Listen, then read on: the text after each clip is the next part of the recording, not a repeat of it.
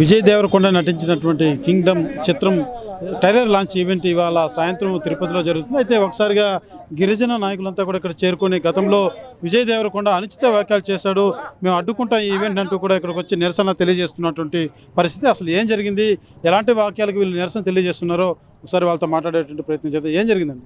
April 26న హైదరాబాద్లో retro pre release ఈవెంట్లో ఇతను గెస్ట్గా పాల్గొని అక్కడ ఒక పెహల్గాం దాడిలో ఉగ్రవాదులు తిట్టే క్రమంలో గిరిజనుల పైన అనుచిత వ్యాఖ్యలు చేశాడు. ఏమన్నారంటే 500 సంవత్సరాల క్రితం గిరిజనులు మినిమం బుద్ధి లేకుండా, మినిమం కామన్ సెన్స్ లేకుండా గిరిజనులు కొట్టుకుంటున్నారు. అతను గిరిజనులకు అవమానం కలిగించేలా అతను వ్యాఖ్యలు చేశారు.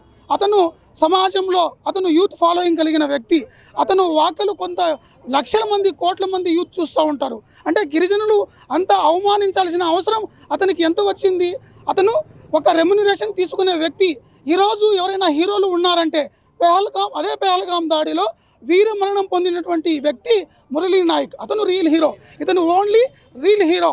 అలాంటి వ్యక్తి మా గిరిజనులను అవమానించాడు కాబట్టి అతనిపైన హైదరాబాద్లో ఎఫ్ఐఆర్ కూడా అయ్యింది.